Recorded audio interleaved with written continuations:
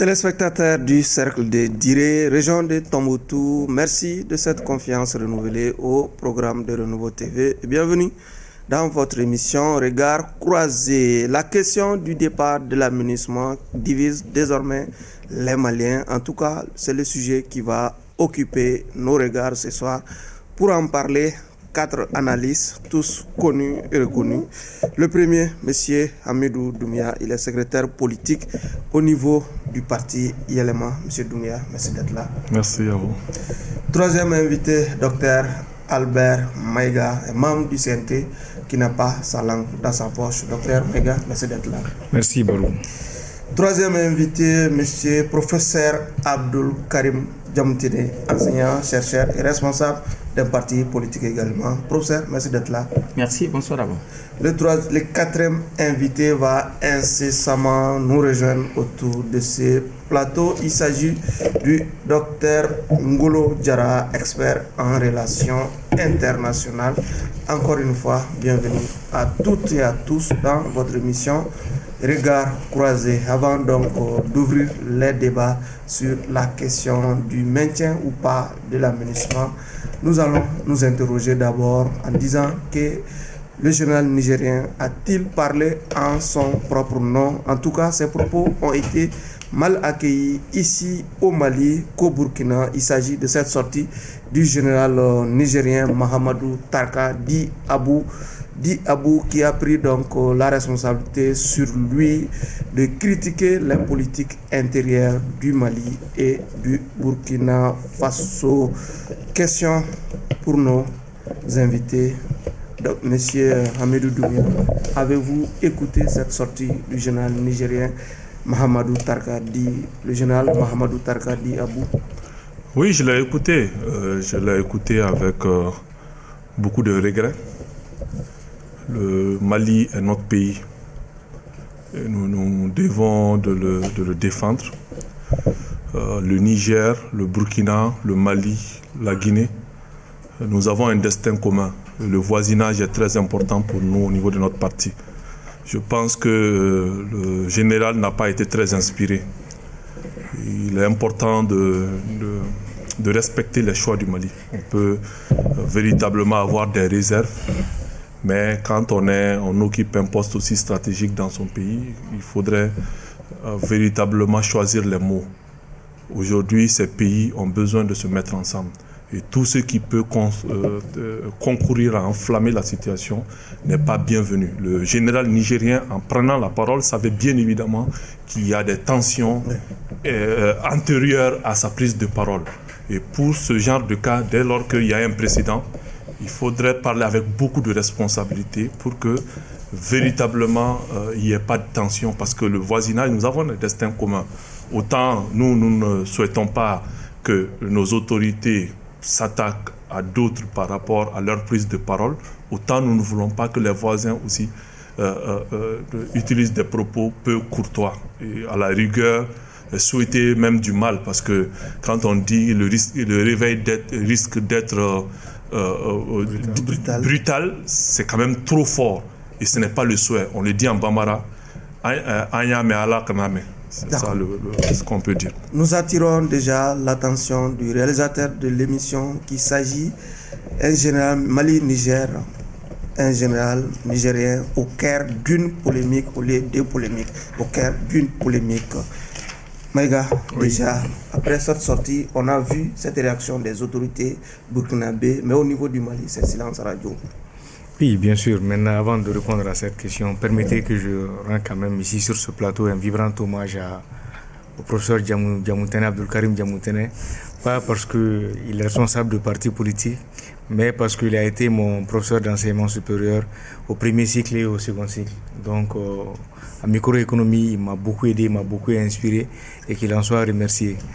Donc, pour répondre à votre question, non, les autorités maliennes n'ont pas à répondre à un officier filant un général sans galon, franchement, parce que c'est un monsieur qui, je pense, ne joue pas de toutes ses facultés, parce qu'on ne peut pas être à un... Le grade de général, quand même, c'est du galon déjà, hein?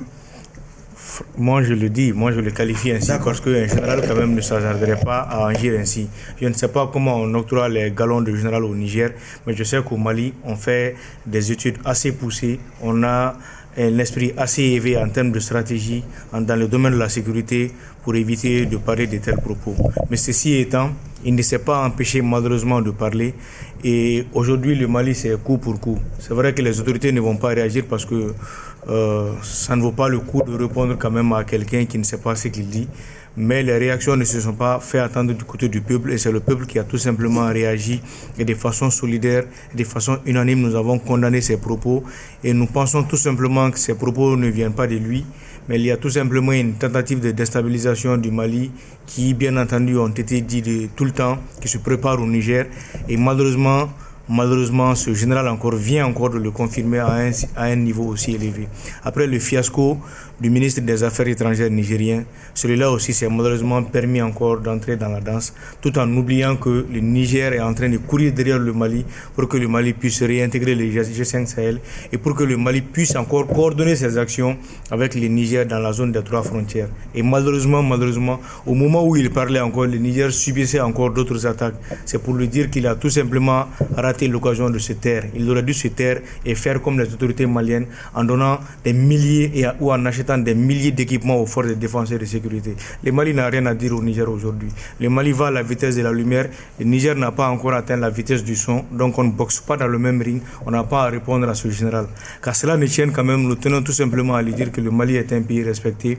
Et en aucun moment, le Mali ne fait frontière avec l'État islamique. Nous comprenons on va parler de ces faits-là en réalité. Professeur, qu'est-ce qui peut inspirer et amener et pousser un général à parler ainsi? L'armée, c'est tout de même la grande miette dans tous les pays du monde.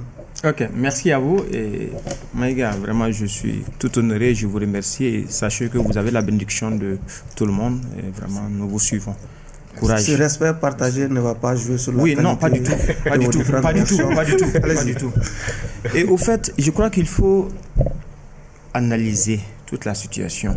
Si vous vous souvenez très bien, quand le général a parlé, après il s'est dirigé, je crois, vers l'assistance, et vous avez eu l'autre, ce qu'il a dit. Vraiment, votre discours était bien, vraiment ce que vous avez fait. Donc vous voyez que c'est du populisme. Donc, et puis quand on regarde qui est ce général, je crois que cet événement, ce n'était pas un événement militaire. Apparemment, c'était une autre activité politique. Et donc, il a saisi l'opportunité pour essayer de s'exprimer. Donc, bien qu'il soit général, mais c'est beaucoup plus politique.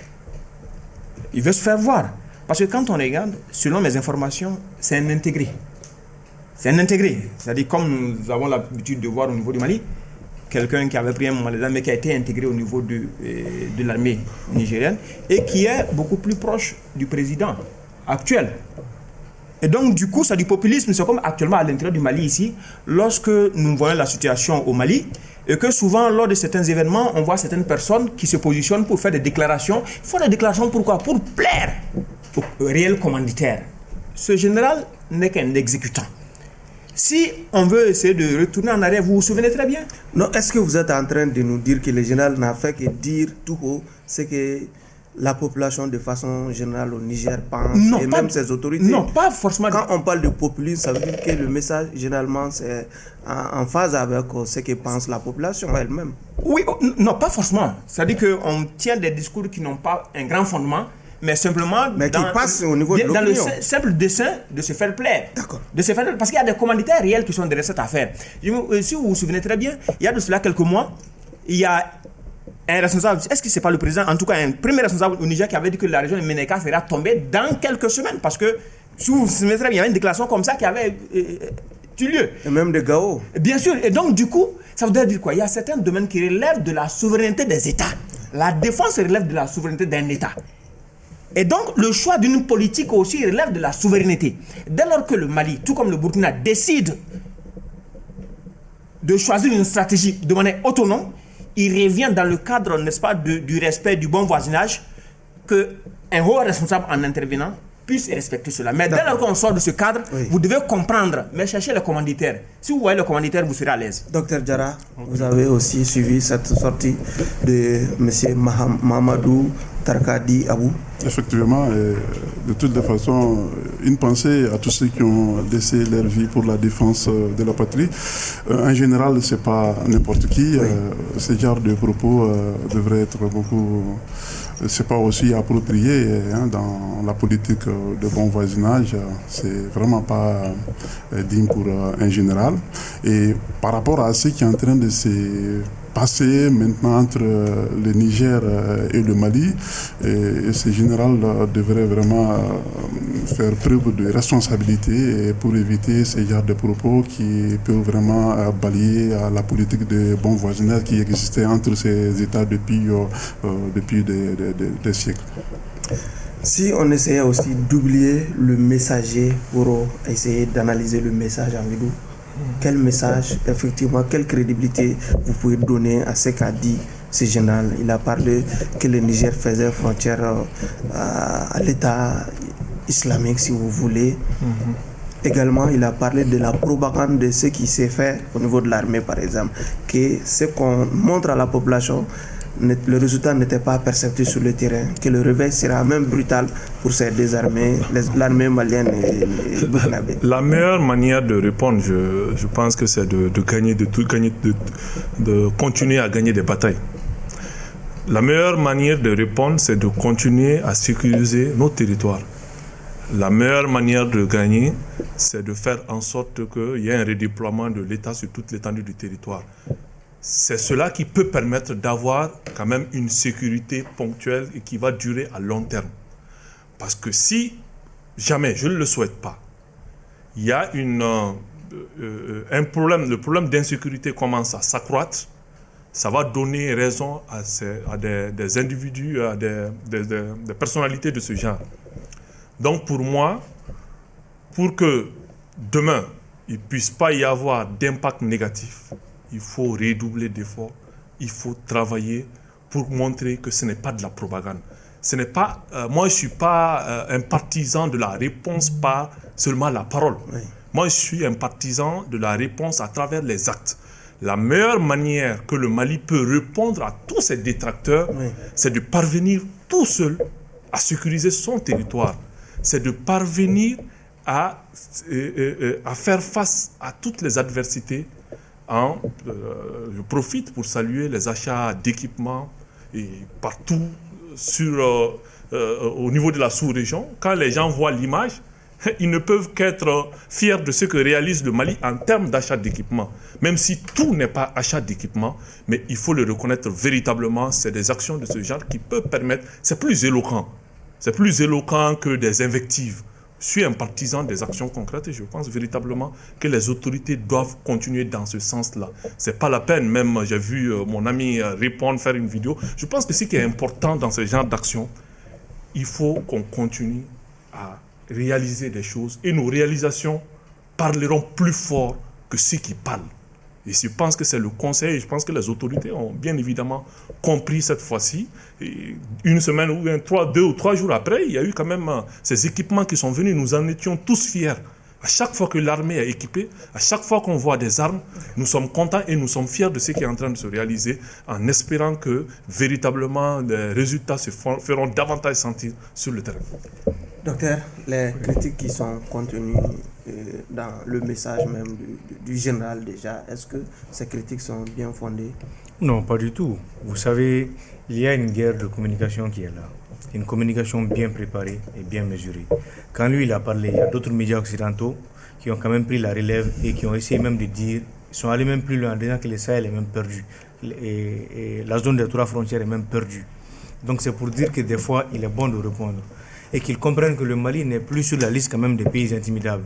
Vous avez vu toutes ces puissances qu'il a citées, les puissances européennes, américaines, africaines et tout. Et malgré cela, le jour même où lui il parlait, ce même jour-là, le Niger a subi quand même des attaques. Et le Niger subit des attaques de façon fréquentielle et séquentielle. Et cela n'est caché de personne. Et quand on regarde aujourd'hui le Mali, le Niger, le chef d'état-major général des armées du Niger a quand même effectué une visite de travail au Mali. C'est l'ancien. Oui, l'ancien. Et ensuite, quand le papa du président est décédé, paix à son âme, il y a encore d'autres quand même responsables du Niger sont venus, et dans ces lots-là aussi, ils ont amené encore des responsables militaires et des hauts gradés encore cette fois-ci. C'est pour encore demander encore l'appui du Mali. Mais c'est des choses qu'ils ne disent pas, parce que malgré cette puissance, malgré l'existence de cette puissance au Niger, le Niger subit à longueur de journée des attaques. Et c'est le lieu pour moi de m'incliner pieusement devant la mémoire de ces victimes nigériennes, parce que le peuple nigérien et le peuple malien sont des peuples frères. Mon directeur de thèse était nigérien, et je suis fier quand même d'être quand même de ce peuple-là. Donc nous sommes des pays frères. Maintenant, au niveau de la responsabilité, au niveau des choix politiques, il faut reconnaître que les dirigeants actuels du Niger sont réellement en train de fauter. Et le pire, c'est qu'ils ne cessent pas de s'attaquer au Mali. Or, le Mali aujourd'hui quand même est en train d'avancer. Quand il dit que le Niger fait frontière avec l'État islamique, on comprend aisément que aujourd'hui l'État islamique est en train de faire mordre la poussière au JNIM. Et peut-être que les puissances qui sont là-bas peut-être ont des liens, ont des connexions avec le JNIM, c'est ce qui les dérange. Et l'armée malienne est restée intacte pour dire qu'il n'y a qu'une seule puissance au Mali, il n'y a qu'une seule puissance dans la zone des 3 frontières, en tout cas concernant la partie malienne, et c'est l'armée malienne. Et nos populations, quand même, nous ferons tout pour les protéger. Maintenant, nous demandons tout simplement à ce général d'aller protéger ces populations et d'aller orienter vraiment son énergie vraiment pour la survie et la protection de ces populations, de nos frères et sœurs nigériens, au lieu de venir s'attaquer tout bonnement au peuple du Mali. Le Mali, pour répondre à ce général et de façon globale aux autorités nigériennes, a tout simplement fait encore une démonstration de force avec des équipements militaires de dernière génération que tout le monde a vu. On ne se lassait pas de les regarder. Quand vous êtes sur la colline, vous avez l'impression que c'est des équipements qui poussent de terre, et quand vous êtes arrêté, vous avez l'impression qu'il pleut des équipements militaires. Et voilà ce que nous avons demandé. Et ce n'est qu'une partie des équipements, parce que ce n'est qu'un lot, et d'autres suivront après. Que le Niger essaie de faire comme le Mali. Nous, quand même, nous avons aujourd'hui cette latitude et cette souveraineté de définir notre politique nationale de sécurité. Que le Niger fasse autant. Si ce général est réellement un général, qu'il le fasse autant. Je sais, pour finir, qu'il veut tout simplement faire un clin d'œil à ces jeunes militaires, à ces jeunes colonels. Mais ces jeunes colonels ont été des colonels de terrain. Ils ont fait les terrains, ils ont fait le Grand Nord, pendant que lui, quelque part, il était caché, ou il était en train de combattre le peuple nigérien, au lieu d'être réaffecté encore, ou en tout cas redéployé encore dans l'armée nigérienne. On n'est pas fiers de lui, et le peuple nigérien n'est pas fier de lui. Nous l'avons vu dans les commentaires, et gloire éternelle au peuple nigérien et au peuple malien. D'accord. Le général a parlé de deux états de fait. Par exemple, le premier déjà, c'est qu'il y a une propagande autour de la question de l'armée, et au Mali, au Burkina également, que le Niger fait désormais frontière avec l'État islamique. Quelle crédibilité peut-on donner à ces deux déclarations? Aucun crédit d'abord, parce que au fait, le général est mal placé pour être l'évaluateur de la situation du Mali. Il revient à la population du Mali et à ses autorités de savoir réellement qu'en est-il de l'état de la sécurité actuelle. C'est-à-dire des dispositions qui ont été prises depuis l'avènement de la transition, les mesures sécuritaires qui ont été prises. Aujourd'hui, nous pouvons savoir, c'est nous qui sommes les meilleurs juges. Oui, mais professeur, est-ce qu'un général d'une armée n'est pas aussi mieux placé pour indiquer ce qui se passe à la frontière, entre la frontière de son pays et celle d'un autre, par exemple? Mais faudrait-il que lui-même soit à mesure d'évaluer ce qui se passe à l'intérieur de nos frontières? Il a la capacité à son niveau d'évaluer ce qui se passe à l'intérieur de ses frontières, mais pour ce qui concerne l'intérieur de nos frontières, il est mal placé que nous qui sommes à l'intérieur ici pour mieux évaluer la situation sécuritaire. Je vous dis simplement, si nous voulons analyser les propos de ce général-là, il faudra le contextualiser. Dès lors qu'on sort les propos du général dans ce contexte de populisme, de faire plaisir aux réels commanditaires, on perd de vue l'essentiel. Ce général est en mission. Vous voyez, ce général, ce qu'il affirme, vous savez, même imaginez bien quelqu'un qui a une certaine idée de la responsabilité, les déclarations qu'il a eu à faire vis-à-vis d'un pays souverain comme le Burkina, comme le Mali, n'oserait pas le faire. Donc, quand un général dit que bientôt le réveil sera brutal, vous savez déjà, ce sont les objectifs inavoués que le général tente de dire. Et donc, du coup, pour moi, le général n'a fait que étaler au grand jour ce que ses commanditaires, les réels commanditaires lui ont demandé de dire. Et que donc, puisque ça puisse les servir sur le terrain. Sinon, réellement, moi, je n'accorde aucun crédit à ce général. Et comme je l'ai dit au début de mes propos, j'ai dit que analyser l'événement, c'était un événement politique. Un événement politique. Et donc, tout ce qui s'est passé là, c'est à consonance politique, mais pas militaire. Merci. Docteur, quand le général dit que le réveil sera brutal, au Mali et au Burkina Faso? Est-ce qu'on doit prendre cette déclaration au sérieux? Réveil brutal, cela sous-entend quoi finalement? Oui, on doit prendre ça au sérieux. Et ce général, on parle beaucoup de lui maintenant, mais c'est quelqu'un effectivement qui connaît les réalités géopolitiques appliquées du Mali, c'est-à-dire les géopolitiques de conflit armé malien. Il maîtrise la question des rébellions Touareg, effectivement, parce qu'il sait de quoi il s'agit, donc il faut prendre ça au sérieux. Alors, quand le chef d'état-major nigérien a été vraiment venu au Mali ici, de son retour, il y a quelque chose qui s'est passé rapidement. Le secrétaire d'État américain s'est précipité, il y a eu toute une médiation, il y a les chancelleries de l'Occident occidental commencent à fréquenter le Niger, et vous le savez que le Mali aussi, le Mali et le Burkina aujourd'hui sont beaucoup influencés par les Russes, et les campagnes contre les Russes, les Américains, les Occidentaux veulent faire par l'entremise du Niger au Mali ici. Donc ça, il faut vraiment craindre cela, et nous avons un conflit armé séparatiste. Il a utilisé le concept Azawad, etc. Alors qu'en réalité, vous savez, les chefs du mouvement national de libération de l'Azawad, à un moment donné, s'étaient installés Bilal Aksheri s'était installé au Niger, effectivement. Donc il faut prendre ça en réalité au sérieux. Et le dossier de l'Azawad est maltraité par nos autorités politiques. Alors ces décisions politiques peuvent vraiment poser des problèmes à notre vaillante armée. J'y profite de l'occasion de saluer les chefs d'état-major des armées qui font vraiment un boulot exceptionnel en la matière de conception extrêmement des choses. Alors le conflit armé séparatiste que Bamako vraiment néglige beaucoup doit être sérieusement vraiment traité. Il a utilisé ce concept. Aujourd'hui, les Occidentaux, comment est-ce qu'ils peuvent attaquer ce pays? Qu'est-ce qu'ils peuvent? Alors donc, les droits de peuple à l'autodétermination utilisés par les indépendantistes, alors peuvent être utilisés par les Occidentaux. De toutes les façons, il ne faut pas prendre ça au sérieux. C'est un général, il maîtrise la question. Il faut le prendre au sérieux. Il faut le prendre au sérieux, il ne faut pas analyser, il ne faut rien laisser. Et tout ce qui se passe dans la région doit mériter notre attention et notre action diplomatique. Le Mali vient de loin. Amidou, il faut les prendre au sérieux. On a vu aussi que dans le sillage même de cette déclaration, on a vu ces tweets inhabituels du ministre Abdoulaye Diop qui parle de l'éventualité d'un projet séparatiste visant le Mali nourri par certaines puissances. Bon, ce n'est pas une première, ça fait longtemps que des déclarations de ce genre sont tenues. Oui, mais cette sortie du ministre Diop... Bon, pour moi, ce qui est important, concentrons-nous sur notre travail. Oui. Tout ce qui concerne les complots et tout le reste, restons focus sur ce que nous devons faire, nous, en tant que Maliens. Rééquiper notre armée, travailler au retour de l'administration dans les zones perdues, oui, et faire en sorte que les écoles qui sont fermées soient réouvertes. Pour moi, aujourd'hui, ne soyons pas totalement aussi dans la théorie du complot. D'accord. Être dans la théorie du complot, souvent, peut nous amener à oublier notre propre responsabilité. Il faut, d'une part, analyser ce qui peut être des contextes extérieurs, mais il faut aussi s'accentuer sur ce qui peut être des menaces internes. Je ne suis pas un partisan de la théorie du complot, je ne le cache pas. J'espère bien évidemment, moi, j'ai des autorités. Ces autorités sont tenues de m'apporter des résultats en tant que citoyen. C'est eux que je regarde. Toute déclaration qu'ils font, en termes de diplomatie, moi, très souvent, ma culture politique, je ne les critique pas.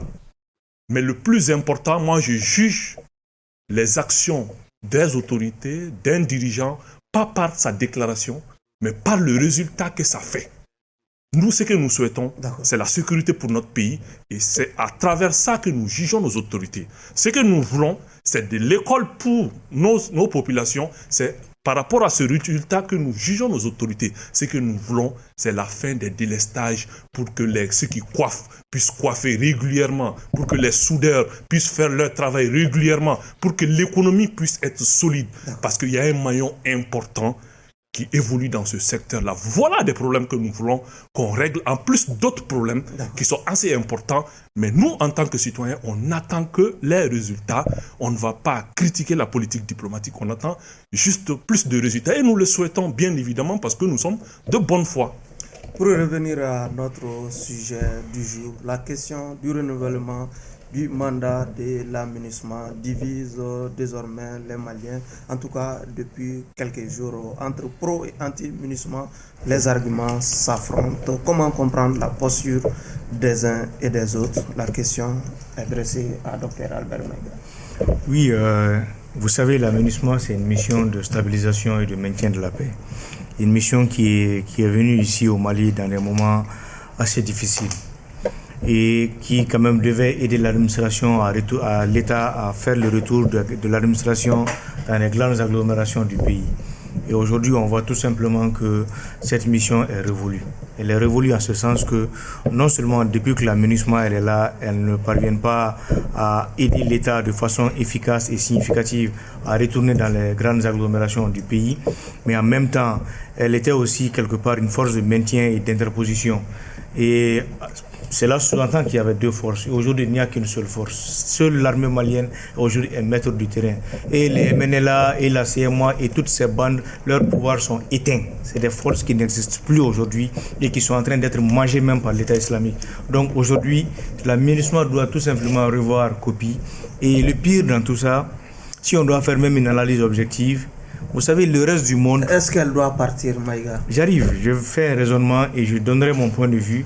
Et je finirai maintenant par une petite conclusion. Ce que je vais surtout dire, c'est que l'aménagement, c'est quand même le monde aujourd'hui entier qui compose l'aménagement. Le Mali est un pays en transition. Et au moment où on nous sanctionne parce qu'il y a un régime de transition qui est là, et que ce soit les Nations Unies ou autres, de façon économique, on nous empêche, de façon budgétaire, on essaie de nous asphyxier. Et au même moment encore, ils veulent encore pas pousser l'aménagement à rester ou en tout cas dire que l'aménagement fait ça, fait ça. Et aujourd'hui, tout ce que l'aménagement fait, c'est des rapports concernant les droits humains. Tout ce qu'elle fait, c'est de s'arrêter et de recruter des ONG à des milliers de kilomètres qui s'assoient, qui appellent au téléphone et qui calomnient et qui essaient de mentir sur notre armée. Oui, l'aménagement n'est plus dans son rôle. Elle a tout simplement quitté sa mission primordiale qui était le retour de la paix. Maintenant, moi, de façon personnelle, si ça ne tenait qu'à moi, l'aménagement plierait bagages et les rentrerait tout bonnement. Mais j'évite de porter un jugement sur le départ ou en tout cas le maintien de l'aménagement au Mali. Et je laisse ce choix aux plus hautes autorités qui, quand même, à un niveau assez élevé, ont plus d'informations que moi. Mais je suis un humain et je suis un analyste. De façon objective, je regarde. Mais ceux qui disent que non, quand l'aménagement va aller, il y aura des problèmes d'employabilité, de chômage et autres. Je pense que même nous, CNT aujourd'hui, les CNT est appelé à laisser place un jour à une Assemblée nationale élue. Et de cette même manière que l'aménagement est venu, elle doit repartir un jour. Maintenant, quand est-ce qu'elle partira? Peut-être qu'il faut essayer de planifier cela pour que le retrait de l'aménagement ne se fasse pas de façon brutale. Mais je suis d'accord que l'aménagement aujourd'hui doit partir. Mais cette fois-ci, je laisse vraiment ce choix aux plus hautes autorités qui ont plus d'informations que moi et qui savent réellement si cette aménagement-là doit réellement rester ou elle doit partir. Mais pour ma part, je pense qu'elle doit quand même revoir copie car elle ne répond plus vraiment aux besoins et aux aspirations du peuple malien. Professeur, question simple, fermée. L'aménagement doit-elle partir ou rester? Fermé, c'est compliqué. Oui. Fermé, c'est compliqué comme ça. Voilà.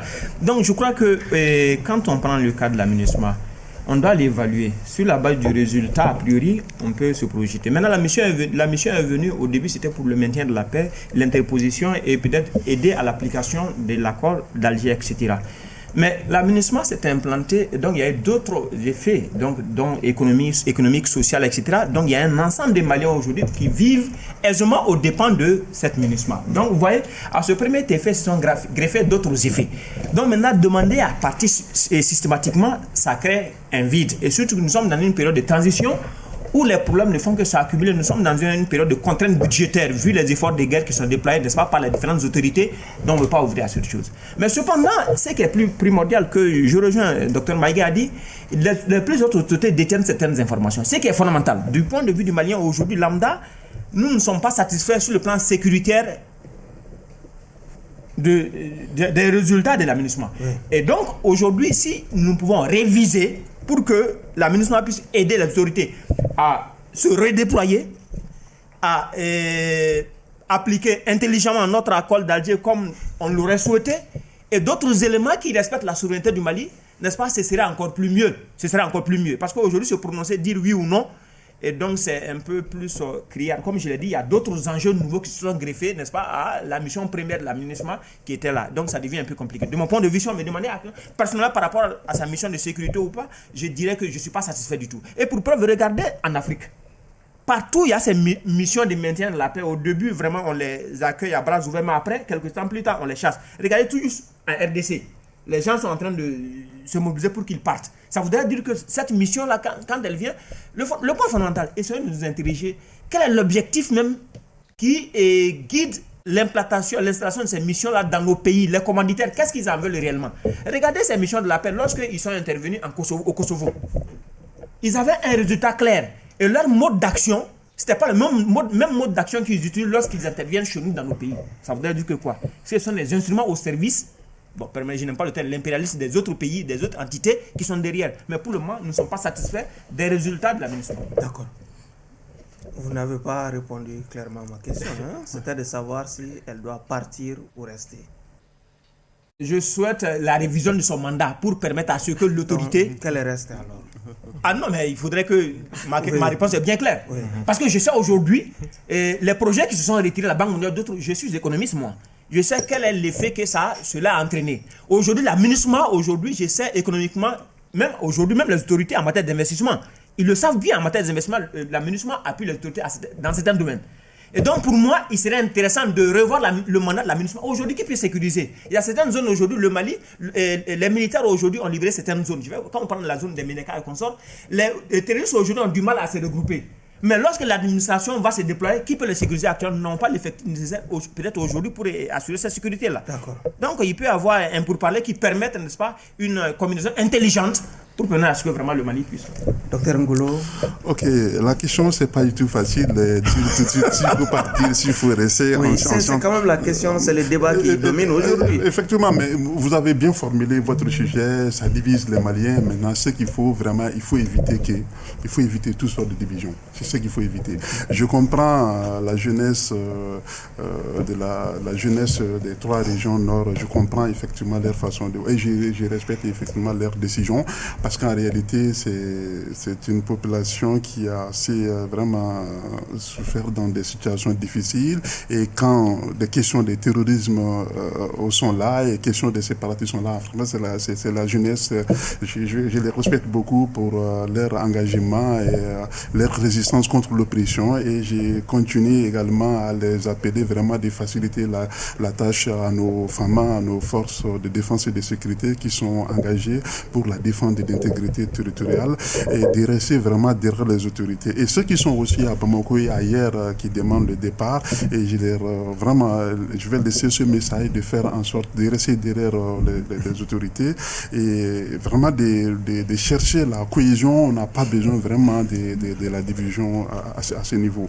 Et là aussi, bon, la question de la MINUSMA, d'ailleurs, c'est les autorités compétentes n'ont pas effectivement joué leur... Docteur, est-ce que vous êtes en train de nous dire que ceux qui demandent le départ sont uniquement que des personnes établies ici à Bamako et ailleurs. J'ai ajouté Bamako et ailleurs. Oui. Voilà. Donc j'ai les cas du Nord.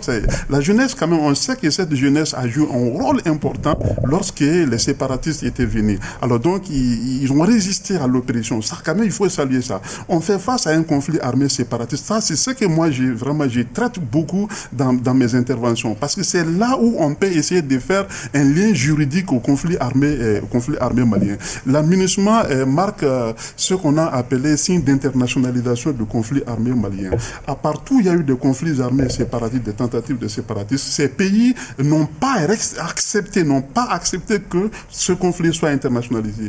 Casamance, le Sénégal n'a pas accepté à ce qu'il y ait une mission pour s'interposer entre le Sénégal et les rebelles de Casamance. Et je pense que le Sahara occidental, la question était là. Le Maroc n'a pas accepté ça. Mais nous, on a accepté l'internationalisation de ce conflit.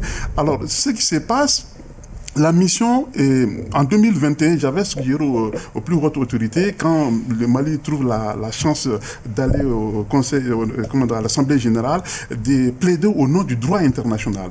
Et ici, le Mali est sous un dictat. Ici, il n'est pas question que le Mali, un État indépendant et membre de l'ONU depuis 1960, soit amené à être traité, soit égal, entre guillemets, égal avec des hors la loi. C'est pas possible. C'est ces messages qu'il faut apporter à Guterres. C'est ce message qu'il faut vraiment enseigner au plus haut niveau. Et le mandat de coacher l'application de l'accord d'Alger, et j'avais suggéré à Bamako de sortir de l'accord d'Alger. C'était un problème sérieux pour le Mali. Et Bamako avait analysé que l'accord d'Alger, c'est un acquis. Et là, ça, c'est une erreur d'appréciation. C'est une violation non seulement de la souveraineté nationale, de la souveraineté internationale du Mali. Et ça, cela doit être traité. Mais il se contente de dire à l'ONU, l'application intelligente, ça vraiment c'est pas du tout bien. Donc il faut tirer au clair, le Mali c'est un État. Docteur, en somme, Oui. qu'est-ce que vous conseillerez aux autorités maliennes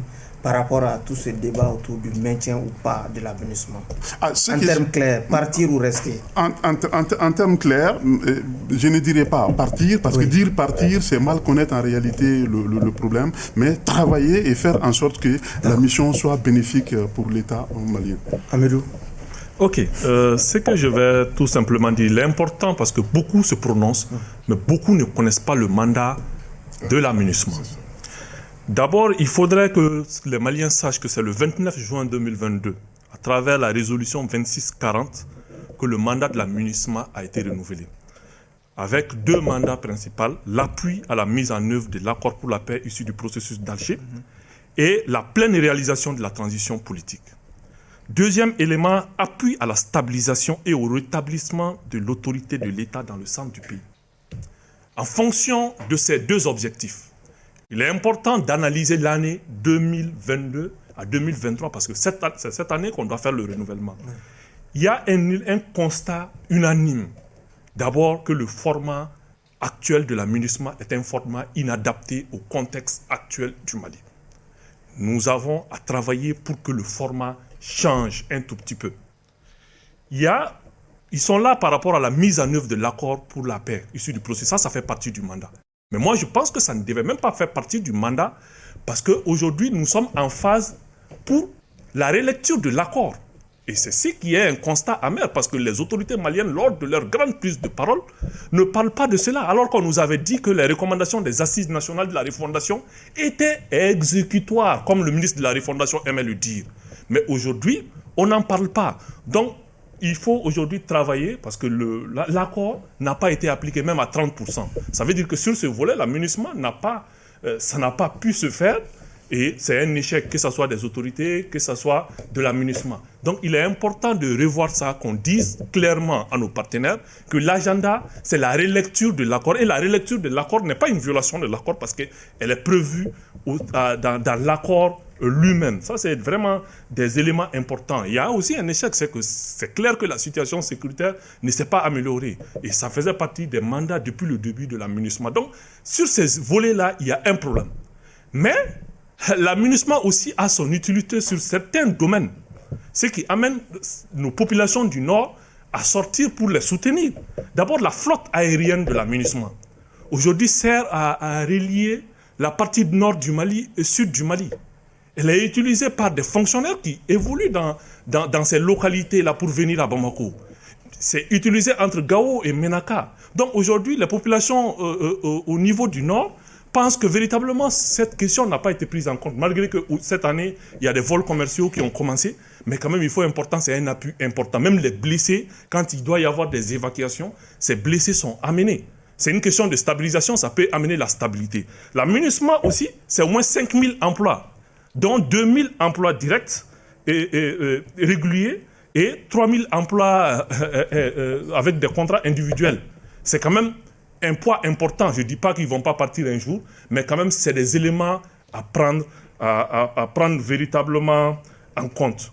Et ajouter à tout ceci les missions qu'elles font qu'elle fait avec les autorités maliennes, même il n'y a pas longtemps, je pense qu'au mois d'avril, j'ai fait parcourir avant de rentrer ici la page Facebook de la MINUSMA. J'ai vu quand même le mois d'avril, il y a eu au moins 3 ou 4 formations pour des policiers par rapport au droit international humanitaire et pour certains militaires. Donc ça veut dire que pour le moment, il y a des insuffisances, mais nos autorités travaillent actuellement avec la MINUSMA. Donc faisons confiance. Si vous dites que vous faites confiance à des autorités, je pense qu'il faudrait les laisser juger.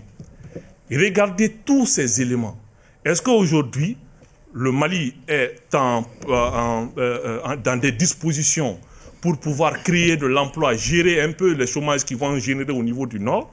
Est-ce qu'aujourd'hui, le Mali est en mesure de pouvoir assurer un peu le lien entre la partie nord et la partie sud en termes de déplacement? Voilà tous les volets qui sont à la disposition des autorités. Donc pour moi, si je dois donner un conseil, c'est d'analyser tout ça, même si on doit aller vers le renouvellement, de dire clairement aux partenaires que aujourd'hui, nous sommes, le dialogue national inclusif l'a demandé, les assises nationales l'ont demandé, nous sommes pour la relecture de l'accord pour qu'on puisse travailler véritablement dans ça. Sinon, dans la résolution qui a été prise, c'est pour aider à la mise en œuvre de l'accord. Et aujourd'hui, jusqu'à présent, aucune autorité malienne ne parle de relecture. Dans les prises de parole officielles, on parle de mise en œuvre. Alors qu'aujourd'hui, ça devrait trouver que les mécanismes sont mis en place pour enclencher le processus de relecture. Docteur Maga, votre dernier mot là-dessus? Oui, mon dernier mot là-dessus. Écoutez, quand on regarde déjà même l'attaque complète qui s'est passée à Sévaré, on voit tout simplement qu'il y a une crise de confiance entre les autorités militaires sur le terrain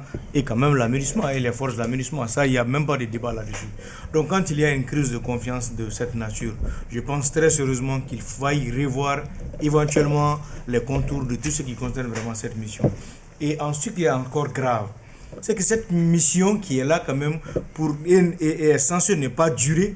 Quand elle crée encore des emplois, jusqu'à ce qu'on voit que c'est des emplois structurels ou des emplois conjoncturels, c'est là où ça devient encore dangereux parce que là, c'est encore rébeller encore d'autres populations contre peut-être l'État. Et la MINUSMA qui est là, qui n'a pas vocation à durer, mais les emplois créés par la MINUSMA, c'est vrai que les gens sont bien payés, mais quand même ce sont des emplois précaires. Et qu'est-ce qu'on dit? Économiquement, la précarité nourrit la crise. Parce que les jours où elle va aller de façon brutale, où elle va aller, quand ce n'est pas bien organisé, peut-être que soit ces gens-là, si l'État ne les récupère pas, peuvent peut-être aller ailleurs. Donc c'est ce que les uns et les autres doivent comprendre et mettre la patrie au-dessus de tout. Et c'est dire que ce n'est pas une fatalité de vouloir faire dégager la MINUSMA. Maintenant, je ne dis pas de les faire partir tout de suite, mais il est important que les uns et les autres comprennent que la MINUSMA doit partir et force doit rester à la loi et l'organisation et l'administration du territoire doit revenir à l'État. Nous avons failli à un moment donné, mais aujourd'hui cela a véritablement changé et nous sommes en train d'avancer vers le progrès, vers le développement. Quand Barkhane se retirait, les gens avaient prédit que les gens allaient mourir de faim. Barkhane est parti et pourtant on n'a vu personne mourir. On avait prédit quand même que Gao allait tomber, qu'il allait y avoir ça, il allait y avoir ça. Des fois, on nous fait construire une certaine image de la peur et nous avons la boule au ventre quand il s'agit de prendre de telles décisions. Mais une fois que nous le prenons, nous revoyons tout simplement que les gens parviennent à trouver des moyens de conversion pour éventuellement subvenir à leurs besoins et pour pouvoir vivre économiquement. Donc vraiment, c'est des débats qui sont là. Malheureusement, je n'ai pas toutes les informations pour éventuellement me prononcer réellement sur ça. Mais de la manière dont j'analyse, je pense quand même que les uns et les autres doivent s'apprêter un jour au départ de la MINUSMA. Elle est venue pour une mission et elle est venue pour nous aider, mais il n'y a plus d'efforts, c'est pas possible. Les choses ont changé. Les MNLA et autres là, et puis tous ceux qui les accompagnent, toute sa bande et ceux qui ont amené cette crise chez nous là. Mais c'est des choses, c'est des gens qui n'existent plus aujourd'hui. Ils n'ont plus d'équipement. Vous avez vu ce que l'armée a montré l'autre jour à Kati? Mais la force doit rester à la loi et aujourd'hui force est à la loi. Donc que les uns et les autres comprennent que le mandat de la MINUSMA est aujourd'hui caduc. Si on ne le dit pas, si les autorités peut-être ne le disent pas de façon assez claire, il est bon aujourd'hui que le peuple quand même sort pour l'exprimer et pour leur faire comprendre que ce qu'ils sont en train de faire aux Nations Unies contre le Mali, le peuple malien a compris et nous n'accepterons pas. Maintenant, encore une fois pour finir, le choix du renouvellement ou du maintien appartient aux plus hautes autorités. Nous nous faisons canaliser et donner nos points de vue. D'accord. Merci. Professeur, vous avez une dernière analyse là-dessus? Oui. Et je voudrais dire que souvent dans le débat, si on se focalise trop sur ce qu'on appelle les armes, les différents groupes du Nord, on perd de vue souvent l'essentiel, qui sont les populations peut-être jeunes, des Gao, Tombouctou, qui ont marché, qui ont aussi aidé le pays à lutter contre ces gens. C'est vrai qu'aujourd'hui, nous avons une certaine... Il y a quelque chose qu'on a du fond du cœur contre ces gens, on est d'accord. Mais une frange importante de la population nous a aidés. En même temps, de passage, je salue encore les jeunes de Gao en son temps, qui ont vraiment su résister pour que le Mali soit aujourd'hui indivisible. Et qui ont été tués par la MINUSMA. Non, s'il vous plaît, non, je ne suis pas... Vous savez, quand on a un certain niveau de décision, vous avez dit, nous sommes tous derrière l'autorité. Aujourd'hui, quelle est la menace? C'est le professeur qui parle. Non, aujourd'hui, nous ne savons pas réellement quelle est la menace de la MINUSMA sur notre appareil de défense. Vous savez, souvent, peut-être que les agissements de la MINUSMA peuvent affecter l'efficacité, n'est-ce pas, de notre outil de défense, mais qui mieux que les autorités pour comprendre ces différents enjeux? Mais puisque nous sommes ici en toute ignorance de ces différents éléments, et donc, on ne pourra que parler avec réserve. Mais je le dis encore, aujourd'hui, vous savez, je vais vous dire une chose, et tout le monde sait que la MINUSMA est appelée à partir un jour. Mais dès lors que la MINUSMA s'installe pendant des années et qu'elle crée de manière structurelle des emplois et d'autres éléments, et donc il va se dire l'État dans son déploiement progressif doit essayer de suppléer l'absence, n'est-ce pas, le vide qui sera laissé par ça. Mais est-ce qu'aujourd'hui nous en sommes là? Vous savez quelle est la contrainte budgétaire dans laquelle aujourd'hui l'État est en train de fonctionner? Vous savez mieux que moi aujourd'hui, de par votre position. Donc du coup, il y a beaucoup qui sont en train de parler dans la rue, qui sont en train de sortir. Nous aimons tous le Mali, mais nous n'avons pas le même niveau de connaissance de la situation réelle du pays. D'accord. Merci. Docteur. Oui, effectivement, et ce qu'il faut vraiment travailler sur là-dessus. Il faut essayer de comprendre cette mission et de l'utiliser, cette mission en notre faveur. C'est vraiment possible. Vous avez vu au Conseil de sécurité notre mission diplomatique à New York, je les salue beaucoup. Se sont servis d'un rapport de la MINUSMA pour mettre l'ambassadeur français en minorité au sujet des droits humains.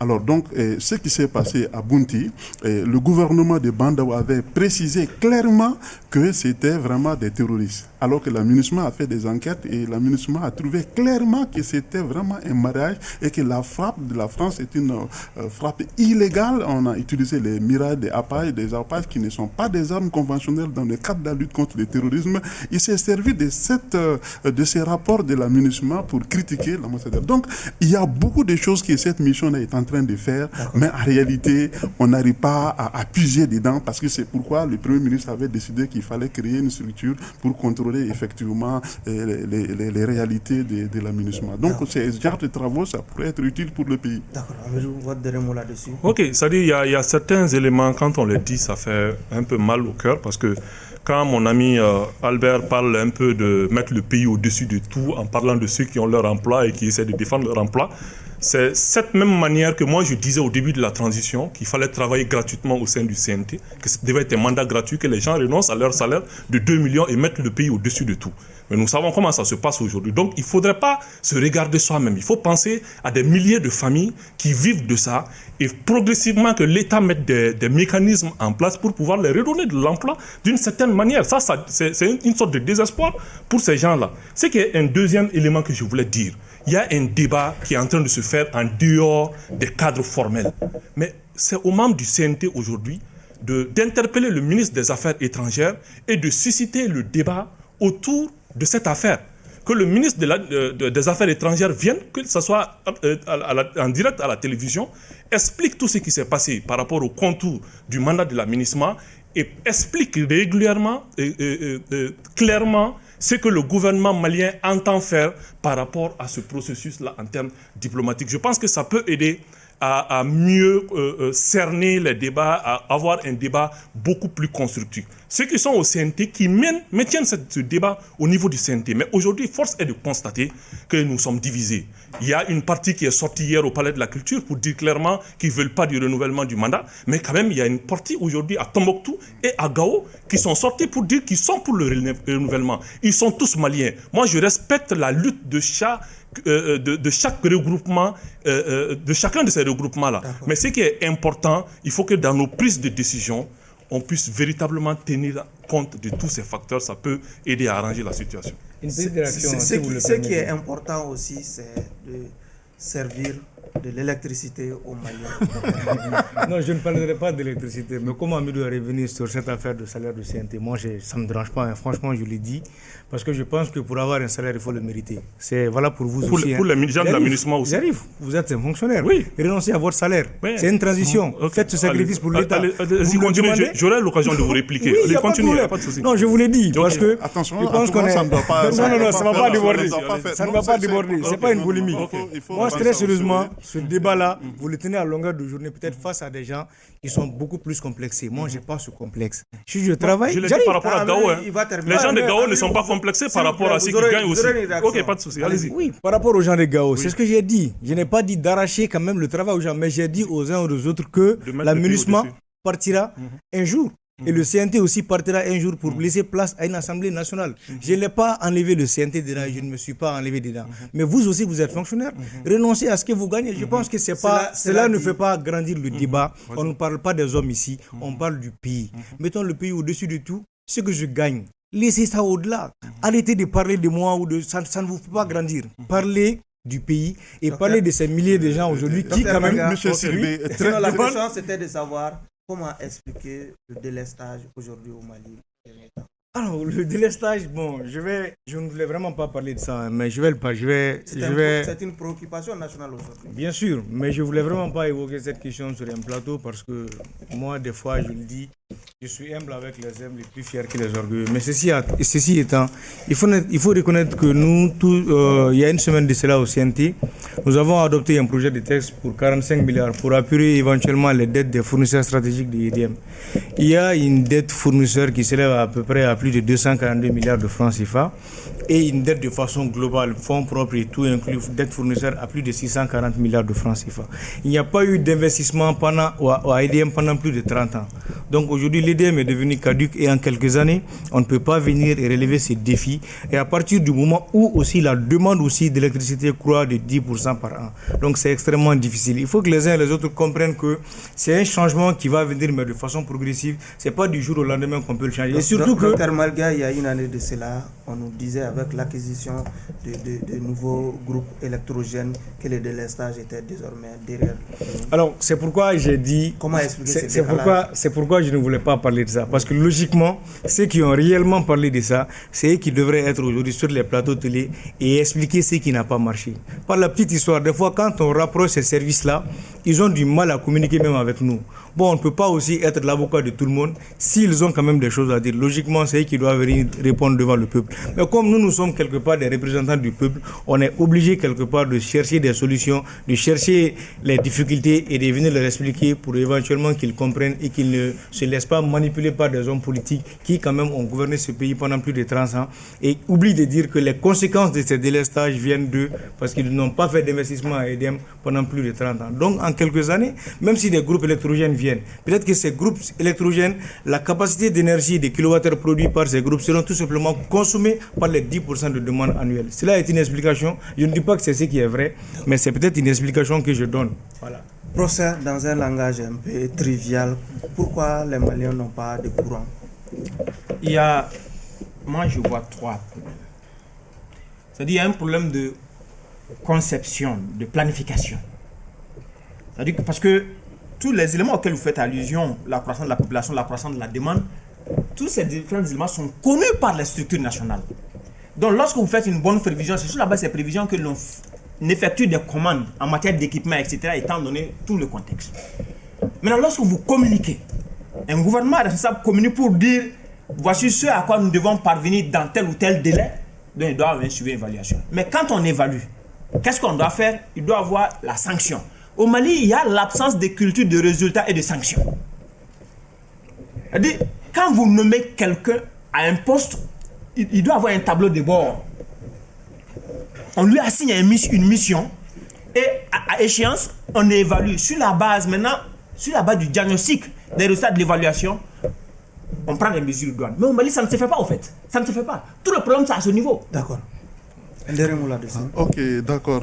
Des questions de l'électricité, ça je ne maîtrise pas trop. En tout cas, les Maliens en ont besoin. Mais vous la vivez quand même. Oui, effectivement, en tout cas, les Maliens en ont besoin et voilà, les autorités doivent travailler dans ce sens pour en mener.